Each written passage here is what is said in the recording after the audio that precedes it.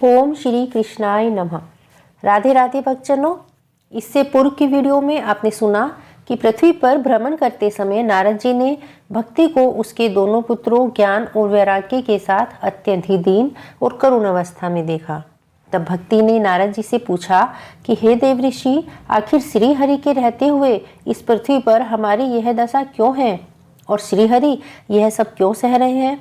तब नारद जी बोले, हे बाले, तुम व्यर्थ ही स्वयं को दुखी कर रही हो। अरे तुम इतनी चिंतातुर क्यों हो। भगवान श्री कृष्ण के चरण कमलों का चिंतन करो, उनकी कृपा से तुम्हारा सारा दुख दूर हो जाएगा। और जिन्होंने कौरवों के अत्याचार से द्रौपदी की रक्षा की थी, वे श्री कृष्ण कहीं चले थोड़े ही गए हैं। और फिर तुम तो भक्ति हो और सदा उन्हें अपने प्राणों से भी प्यारी रही हो।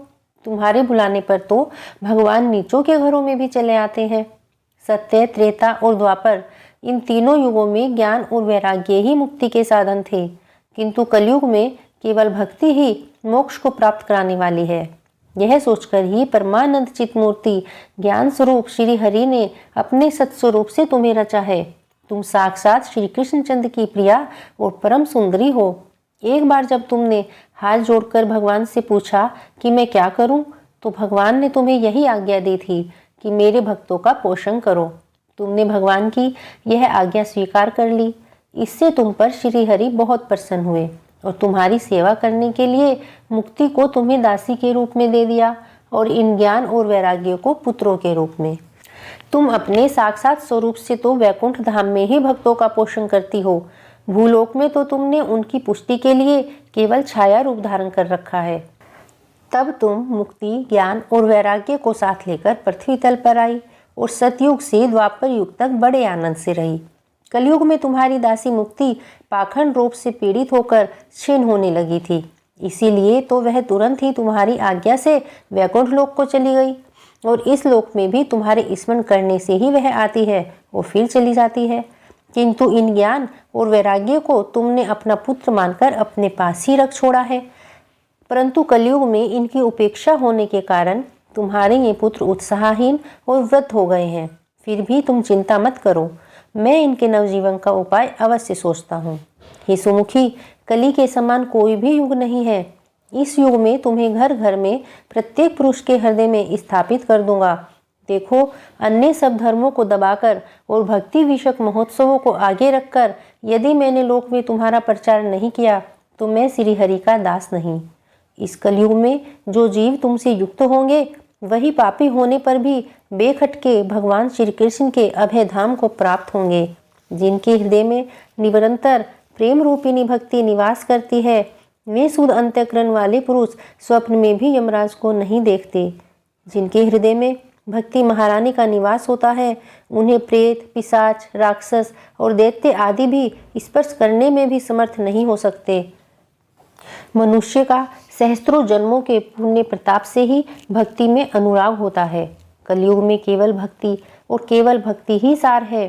भक्ति से तो साक्षात श्री कृष्णचंद्र सामने उपस्थित हो जाते हैं।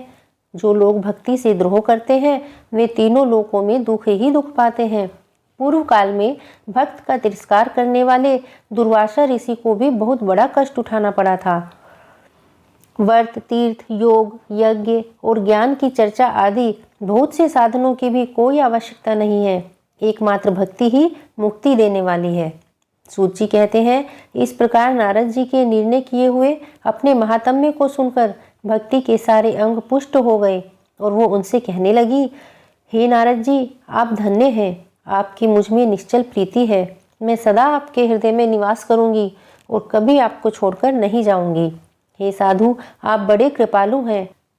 आपने क्षण भर में ही मेरा सारा दुख दूर कर दिया, किंतु अभी भी मेरे पुत्रों में चेतना नहीं आई है। आप इन्हें शीघ्र ही सचेत कर दीजिए, इन्हें जगा दीजिए। सूत जी कहते हैं, भक्ति के ये वचन सुनकर नारद जी को बड़ी करुणा आई और वे उन्हें हाथ से हिला डुलाकर जगाने लगे और फिर उनके कानों में मुंह लगाकर जोर से कहा, ओ ज्ञान, जल्दी जग पड़ो।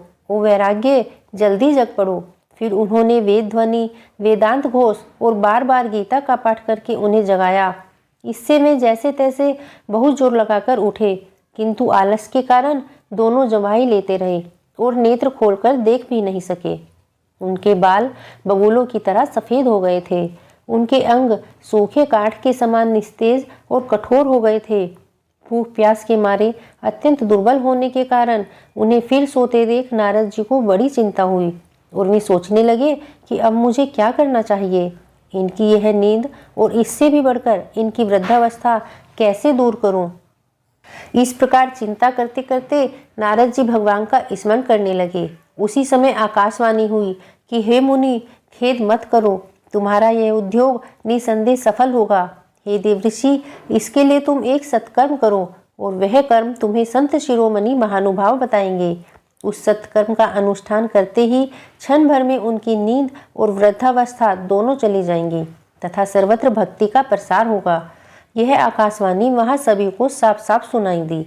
इससे नारद जी को बड़ा विस्मय हुआ और वे कहने लगे कि मुझे तो इसका कुछ भी आज से समझ में नहीं आया। इस आकाशवाणी ने तो गुप्त रूप में ही सब बात कही है। यह भी नहीं बताया कि कौन सा साधन किया जाए जिससे इनका कार्य सिद्ध हो। वे संत न जाने कहाँ मिलेंगे और किस प्रकार उस साधन को बताएंगे। अब आकाशवाणी ने जो कुछ कहा है उसके अनुसार मुझे क्या करना चाहिए। सोनक जी तब ज्ञान वैराग्य दोनों को वहीं छोड़कर नारद मुनि वहां से चल पड़े और प्रत्येक तीर्थ में जा जाकर मार्ग में मिलने वाले मुनीश्वरों से साधन पूछने लगे। उनकी इस बात को सुनते तो सब थे, किंतु उसके विषय में कोई कुछ भी निश्चित उत्तर नहीं देता। किसी ने उसे असाध्य बताया तो कोई उसे सुनकर चुप रह गया और कोई कोई तो अपनी अवज्ञा होने के भय से बात को टाल मटोल करके खिसक गया। त्रिलोकी में महान आश्चर्यजनक हाहाकार मच गया। लोग आपस में कानाफूसी करने लगे कि हे भाई, जब वेद ध्वनि, वेदांत घोष और बार बार गीता का पाठ सुनाने पर भी भक्ति, ज्ञान और वैराग्य ये तीनों नहीं जगाए जा सके, तब और कोई उपाय नहीं है। स्वयं योगीराज नारद को भी जिसका ज्ञान नहीं है उसे दूसरे संसारी लोग कैसे बता सकते हैं। इस प्रकार जिस ऋषियों से इसके विषय में पूछा गया उन्होंने निर्णय करके यही कहा कि यह बड़ा ही दुसाध्य है। तब नारद जी बहुत चिंतातुर हुए और बद्रीवन में आए। ज्ञान वैराग्य को जगाने के लिए वहां उन्होंने निश्चय किया कि अब मैं तप करूंगा। उसी समय उन्हें अपने सामने करोड़ों सूर्यों के समान तेजस्वी सनकादि मुनीश्वर दिखाई दिए।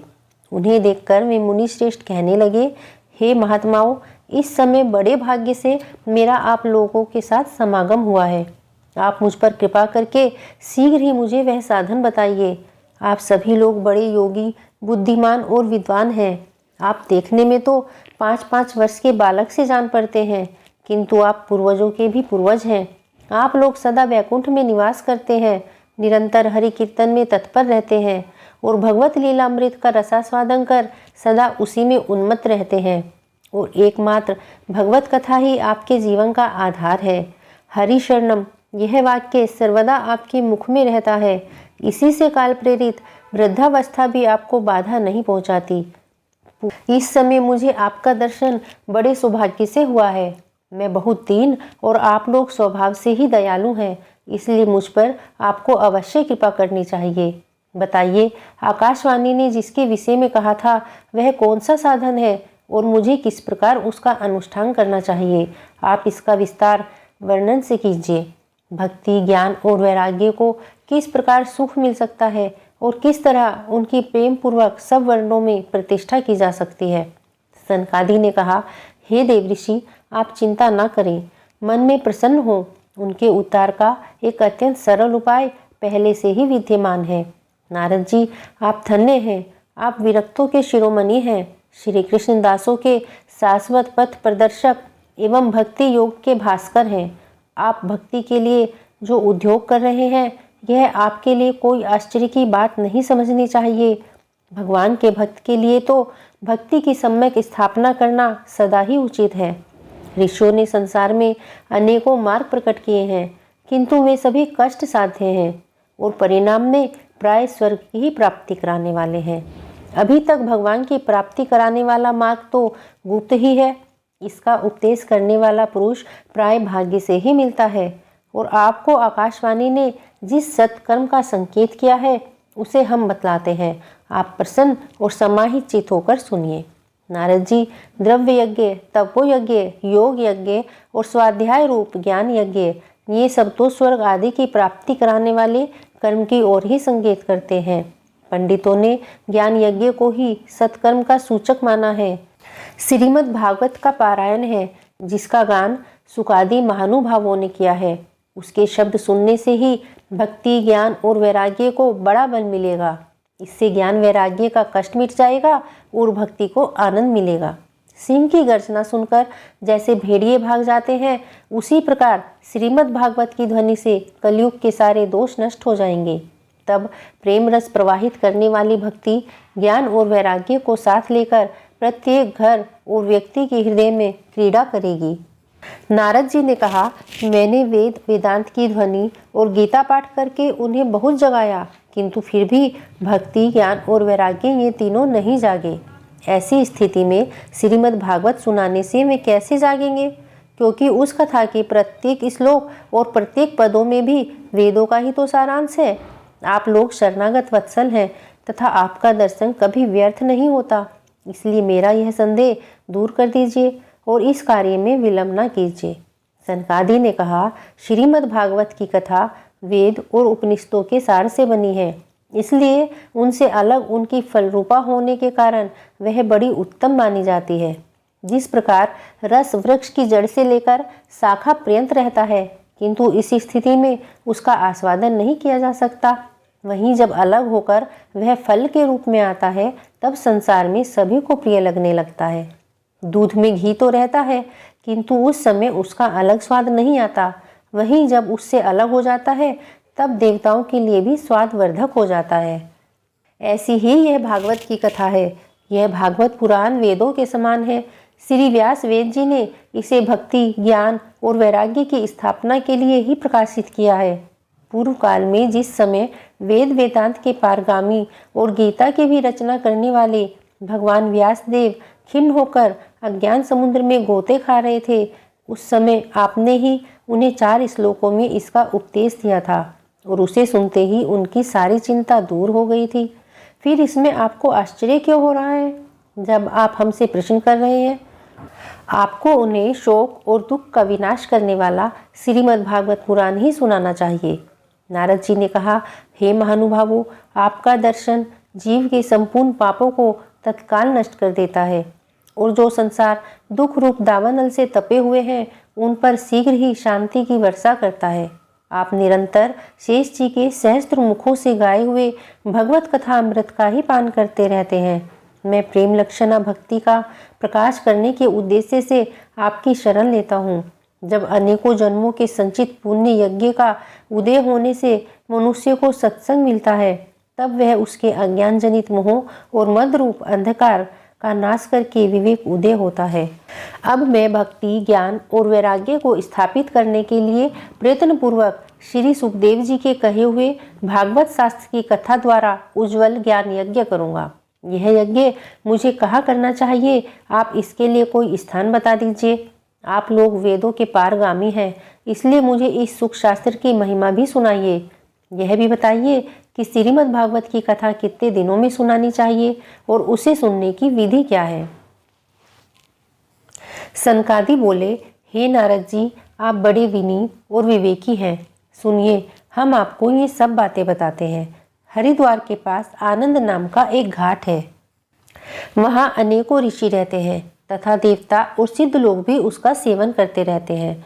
भांति भांति के वृक्ष और लताओं के कारण वह बड़ा सघन है और वहाँ बड़ी कोमल नवीन बालू बिछी हुई है। वह घाट बड़ा ही सुरम्य और एकांत प्रदेश में है। वहाँ हर समय सुनहले कमलों की सुगंध आया करती है। उसके आसपास रहने वाले सिंह, हाथी आदि परस्पर विरोधी जीवों के चित्त में भी वैर भाव नहीं है। वहाँ आप बिना किसी विशेष प्रयत्न के ही ज्ञान प्रारंभ कर दीजिए। उस स्थान पर कथा में अपूर्व रस का उदय होगा। भक्ति भी अपनी आंखों के ही सामने निर्बल और जराजीर्ण अवस्था में पड़े हुए ज्ञान और वैराग्य को साथ लेकर वहाँ आ जाएंगी, क्योंकि जहाँ भी श्रीमद् भागवत की कथा होती है, वहाँ ये भक्ति आदि अपने आप पहुँच जाते हैं। वहाँ कानों में कथा के शब्द पढ़ने से ये तीनों तरुण हो जाएंगे। सूत जी कहते हैं, इस प्रकार कहकर नारद जी के साथ सनकादि भी श्रीमद् भागवत कथा अमृत का पान करने के लिए वहां से तुरंत गंगा तट पर चले आए।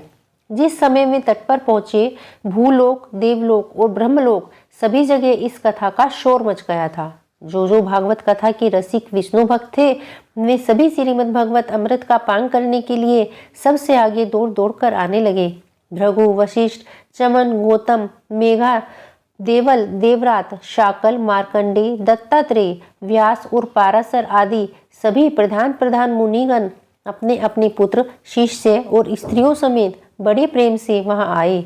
उनके सिवा वेद, वेदांत, मंत्र, तंत्र, 17 पुराण और 6 शास्त्र भी मूर्तिमान होकर वहां उपस्थित हुए। गंगा आदि नदियां, पुष्कर आदि सरोवर, कुरुक्षेत्र आदि समस्त क्षेत्र, सारी दिशाएं, दंडक आदि वन, हिमालय आदि पर्वत तथा देव, गंधर्व, दानव आदि सभी कथा सुनने वहां चले आए। जो लोग अपनी गौरव के कारण नहीं आए, महर्षि भृगु उन्हें भी समझा बुझाकर ले आए।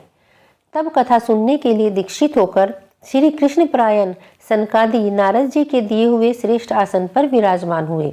उस समय सभी श्रोताओं ने उनकी वंदना की। श्रोताओं में वैष्णव, विरक्त, सन्यासी और ब्रह्मचारी लोग आगे बैठे और उन सबके आगे नारद जी विराजमान हुए। एक और ऋषिगण, एक और देवता, एक और वेद और उपनिषद आदि तथा एक और तीर्थ बैठे, दूसरी ओर स्त्रियां बैठी। उस समय सब ओर जय जयकार, नमस्कार और शंखों का शब्द होने लगा और अबीर, गुलाल, खील और फूलों की वर्षा होने लगी। कोई कोई देवश्रेष्ठों विमानों पर चढ़कर वहां बैठे हुए सब लोगों पर कल्प वृक्ष के पुष्पों की वर्षा करने लगे। सूत जी कहते हैं, इस प्रकार पूजा समाप्त होने पर जब सब लोग एकाग्रचित्त हो गए, तब सनकादि ऋषि महात्मा नारद को श्रीमद् भागवत का महात्म्य स्पष्ट करके सुनाने लगे। सनकादि ने कहा, अब हम आपको इस भागवत शास्त्र की महिमा सुनाते हैं। इसके श्रवण मात्र से ही मुक्ति हाथ लग जाती है। श्रीमद् भागवत की कथा का सदा सर्वदा सेवन और आस्वादन करना चाहिए। इसके श्रवण मात्र से श्री हरि हृदय में आ विराजते हैं। इसके ग्रंथ में 18,000 श्लोक और 12 स्कंद हैं तथा श्री सुखदेव और राजा परीक्षित का संवाद है। आप यह भागवत शास्त्र ध्यान देकर सुनिए। यह जीव तभी तक अज्ञानवश इस संसार चक्र में भटकता है जब तक क्षण भर के लिए भी कानों में इस सुख शास्त्र की कथा नहीं पड़ जाती। बहुत से शास्त्र और पुराण सुनने से क्या लाभ है? इससे तो व्यर्थ का भ्रम बढ़ता है। मुक्ति देने के लिए तो एकमात्र भागवत शास्त्र ही गरज रहा है। जिस घर में नित्य प्रति श्रीमद् भागवत की कथा होती है, वह तीर्थ रूप हो जाता है और जो लोग उसमें रहते हैं उनके सारे पाप नष्ट हो जाते हैं। हजारों अश्वमेघ और सैकड़ों वाजपेयी यज्ञ इस सुख शास्त्र की कथा का 16वां अंश भी नहीं हो सकते। तपोधनों, जब तक लोग अच्छी तरह श्रीमद् भागवत का श्रवण नहीं करते, तभी तक उनके शरीरों में पाप निवास करते हैं। फल की दृष्टि से इस सुख शास्त्र की समता गंगा, गया, काशी, पुष्कर या प्रयाग कोई तीर्थ भी नहीं कर सकता। यदि आपको परम गति की इच्छा है तो अपने मुख से ही श्रीमद् भागवत के आधे अथवा चौथाई श्लोक का भी नित्य नियम पूर्वक पाठ कीजिए। जो पुरुष प्रतिदिन अर्थ सहित श्रीमद् भागवत शास्त्र का पाठ करता है, उसके करोड़ों जन्मों का पाप नष्ट हो जाता है। इसमें तनिक भी संदेह नहीं है। जो पुरुष नित्य प्रति भागवत का आधा या चौथाई श्लोक भी पढ़ता है, उसे राजसूय और अश्वमेघ यज्ञों का फल मिलता है। नित्य भागवत का पाठ करना, भगवान का चिंतन करना, तुलसी को सींचना और गौ की सेवा करना, ये चारों एक समान है। जो पुरुष अंत समय में श्रीमद् भागवत का वाक्य सुन लेता है, उस पर प्रसन्न होकर भगवान उसे वैकुंठ धाम देते हैं। जो पुरुष इसे सोने के सिंहासन पर रखकर विष्णु भक्त को दान करता है, वह अवश्य ही भगवान का सानिध्य प्राप्त करता है। जिस दुष्ट ने अपनी सारी आयु में भी चित्त को एकाग्र करके श्रीमद् भागवत अमृत का थोड़ा सा भी रसास्वादन नहीं किया, उसने तो अपना सारा जन्म चांडाल और गधे के समान व्यर्थ ही गंवा दिया। वह तो अपनी माता को भी प्रसव पीड़ा पहुंचाने के लिए ही उत्पन्न हुआ। जिसने इस सुख शास्त्र के थोड़े से भी वचन नहीं सुने, वह पापात्मा जीता हुआ भी मुर्दे के समान है। पृथ्वी के भार रूप उस पशुतुल्य मनुष्य को धिक्कार है। यूँ स्वर्गलोक में देवताओं में प्रधान इंद्र आदि कहा करते हैं। संसार में श्रीमद् भागवत की कथा का मिलना अवश्य ही कठिन है। जब करोड़ों जन्मों का पुण्य होता है तभी इसकी प्राप्ति होती है। नारद जी, आप बड़े ही बुद्धिमान और योग निधि हैं। आप प्रयत्न पूर्वक कथा का श्रवण कीजिए। इसे सुनने के लिए दिनों का कोई नियम नहीं है। इसे तो सर्वदा ही सुनना अच्छा है। इसे सत्य भाषण और ब्रह्मचर्य पालन पूर्वक सर्वदा ही सुनना श्रेष्ठ माना गया है। किंतु कलयुग में ऐसा होना कठिन है, इसलिए इसकी सुखदेव जी ने विशेष विधि बताई है। वह जान लेनी चाहिए। कलयुग में बहुत दिनों तक चित्त की वृत्तियों को वश में रखना, नियमों में बंधे रहना और किसी पुण्य कार्य के लिए दीक्षित रहना अत्यंत कठिन है। इसलिए सप्ताह श्रवण की विधि है। श्रद्धा पूर्वक कभी भी श्रवण करने से अथवा माघ मास में श्रवण करने से जो फल प्राप्त होता है वही फल श्री सुखदेव जी ने सप्ताह श्रवण में निर्धारित किया है। मन के असंयम, रोगों की बहुलता और आयु की अल्पता के कारण कलयुग में अनेक दोषों की संभावना से ही सप्ताह श्रवण का विधान किया गया है। जो फल तप, योग और समाधि से भी प्राप्त नहीं हो सकता वह सर्वांग रूप में सप्ताह श्रवण से सहज ही मिल जाता है। सप्ताह श्रवण यज्ञ से बढ़कर है, व्रत से बढ़कर है और तप से भी बढ़कर है। तीर्थ सेवन से तो सदा ही बड़ा है, योग से भी बढ़कर है, यहाँ तक कि ध्यान और ज्ञान से भी बढ़कर है। अजी, इसकी विशेषता का कहाँ तक वर्णन करें, यह तो सभी से बढ़ चढ़कर है। सोनक जी ने पूछा, सूत जी, यह तो आपने बड़े आश्चर्य की बात कही। अवश्य ही यह भागवत पुराण योग वेता ब्रह्मा जी के भी आदि कारण श्री नारायण का निरूपण करता है, परंतु यह मोक्ष की प्राप्ति में ज्ञान आदि सभी साधनों का तिरस्कार करके इस युग में उनसे भी कैसे बढ़ गया। तब सूत जी बोले, सोनक जी, जब भगवान श्री कृष्ण इस धराधाम को छोड़कर अपने नित्य धाम को जाने लगे तब उनके मुखार बिंद से एकादश स्कंद का ज्ञानोपदेश सुनकर उद्धव जी ने पूछा, हे गोविंद, अब आप अपने भक्तों का कार्य करके परम धाम को पधारना चाहते हैं, किंतु मेरे मन में एक बड़ी चिंता है, उसे सुनकर आप मुझे शांत कीजिए। अब घोर कलिकाल आया ही समझिए, इसलिए संसार में अनेकों दुष्ट प्रकट हो जाएंगे। उनके संसर्ग से जब अनेकों सत्पुरुष भी उग्र प्रकृति के हो जाएंगे तब उनके भार से दबकर यह गौरूपिणी पृथ्वी किसकी शरण में जाएगी। हे कमल नयन, मुझे तो आपको छोड़कर इसकी रक्षा करने वाला कोई दूसरा नहीं दिखाई देता, इसलिए भक्त वत्सल आप साधुओं पर कृपा करके यहाँ से मत जाइए। हे भगवान, आप निराकार और चिन्ह मात्र होकर भी भक्तों के लिए ही तो यह सगुण रूप धारण करके आए हैं, फिर भला आपका वियोग होने पर वे भक्तजन पृथ्वी पर कैसे रह सकेंगे। निर्गुण उपासना में तो बड़ा कष्ट है, इसलिए कुछ और विचार कीजिए। उद्धव जी के ये वचन सुनकर भगवान सोचने लगे कि भक्तों के अवलंब के लिए मुझे क्या व्यवस्था करनी चाहिए। शौनक जी, तब भगवान ने अपनी सारी शक्ति भागवत में रख दी और अंतर ध्यान होकर इस भागवत समुद्र में प्रवेश कर गए। इसलिए यह भगवान की साक्षात शब्दमयी मूर्ति है। इसके सेवन, श्रवण, पाठ अथवा दर्शन से ही मनुष्य के सारे पाप नष्ट हो जाते हैं। इसी से इसका सप्ताह श्रवण सबसे बढ़कर माना गया है और कलयुग में तो अन्य सब साधनों को छोड़कर यही प्रधान धर्म बताया गया है। कली काल में यही ऐसा धर्म है जो दुख, दरिद्रता, दुर्भाग्य और पापों की सफाई कर देता है तथा काम, क्रोध आदि शत्रुओं पर विजय दिलाता है। अन्यथा भगवान की इस माया से पीछा छुड़ाना देवताओं के लिए भी कठिन है, मनुष्य तो इसे छोड़ ही कैसे सकते हैं। अतः इससे छूटने के लिए भी सप्ताह श्रवण का विधान किया गया है। सूत जी कहते हैं, सोनक जी, जिस समय सनकादि मुनीश्वर इस प्रकार सप्ताह श्रवण की महिमा का बखान कर रहे थे उस सभा में एक बड़ा आश्चर्य हुआ। उसे मैं तुम्हें बतलाता हूँ, सुनो। वहाँ तरुण अवस्था को प्राप्त हुए अपने दोनों पुत्रों को साथ लेकर विशुद्ध प्रेम रूपा भक्ति बार बार श्री कृष्ण गोविंद हरे मुरारी, हे नाथ नारायण वासुदेवाय का जाप करते हुए प्रकट हुई। सभी सदस्यों ने देखा कि परम सुंदरी भक्ति रानी भागवत के अर्थों का आभूषण पहने वहाँ पधारी है। मुनियों की उस सभा में सभी तर्क वितर्क करने लगे कि यहाँ कैसे आई और कैसे प्रविष्ट हुई। तब सनकादि ने कहा, ये भक्ति देवी अभी अभी कथा के अर्थ से निकली हैं। उनके ये वचन सुनकर भक्ति ने अपने पुत्रों समेत अत्यंत विनम्र होकर सनत कुमार जी से कहा, मैं कलयुग में नष्ट ही हो गई थी, आपके कथा अमृत से सींचकर मुझे फिर से पुष्ट कर दिया है। अब आप यह बताइए कि मैं कहाँ रहूं? यह सुनकर सनकादि ने उनसे कहा, तुम भक्तों को भगवान का स्वरूप प्रदान करने वाली हो, अनन्य प्रेम का संपादन करने वाली और संसार रोग को निर्मल करने वाली हो। अतः तुम धैर्य धारण करके नित्य निरंतर विष्णु भक्तों के हृदय में ही निवास करो। ये कलयुग के दोष भले ही सारे संसार पर अपना प्रभाव डालें, किंतु वहां तुम पर इनकी दृष्टि भी नहीं पड़ सकेगी। इस प्रकार उनकी आज्ञा पाते ही भक्ति तुरंत भगवत भक्तों के हृदय में जा विराजी। जिनके हृदय में एकमात्र श्री हरि की भक्ति निवास करती है, वे त्रिलोकी में अत्यंत निर्धन होने पर भी परम धन्य है, क्योंकि इस भक्ति की डोरी से बंधकर तो साक्षात भगवान भी अपना परम धाम छोड़कर उनके हृदय में आकर बस जाते हैं। भूलोक में यह भागवत साक्षात पर ब्रह्म का विग्रह है। हम इसकी महिमा कहाँ तक वर्णन करें?